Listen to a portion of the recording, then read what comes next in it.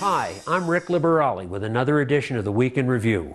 Following an extensive multi-agency investigation coordinated by the Colorado Bureau of Investigations, it was determined that Sheriff's Lieutenant John Stein and his wife Heather both acted in self-defense, resulting in the shooting death of Joshua Stevens, 32, following a violent home invasion which occurred April 1st in Hot Sulphur Springs.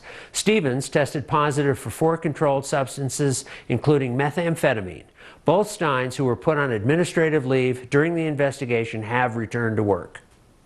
Both quarterly lodging and sales tax numbers are up, which might indicate the beginning of the end for Grand County's recession. County Finance Director Scott Berger presented tax numbers at a commissioners meeting last week that stated a sales tax revenue increase of 3%. According to Berger, both sales tax and lodging figures bottomed out in 2010.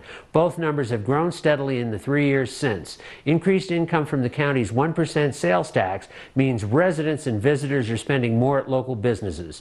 Income growth from lodging tax set at 1.8% indicates greater tourism activity. In Colorado legislative sessions, Governor Hickenlooper signed a controversial renewable energy bill that could mean electric rate increases as early as next January. Local renewable energy experts applaud the bill and feel it would benefit the environment. The bite won't be too bad, as Mountain Parks is limited by law to a 2% cap on rate increases.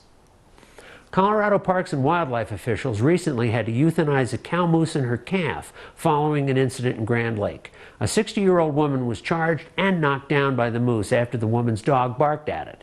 One of the natural predators for moose are wolves, so domestic dogs are perceived as danger and quite often provoke the animals to behave aggressively. Wildlife officials want to remind everyone of the dangers of approaching moose. More than 100 people showed up at the Granby Community Center last week for a meeting concerning the new gun laws that will go into effect early July. Grand County Sheriff Rod Johnson and District Attorney Brett Barkey gave a short presentation highlighting some of the major changes. High-capacity magazines and increased legislation on background checks were the main points of change.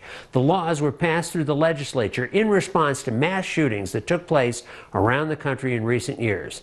Johnson is participating in a lawsuit comprising of over 75 sheriffs, organizations, and individuals that seek to stop these new gun laws from going into effect.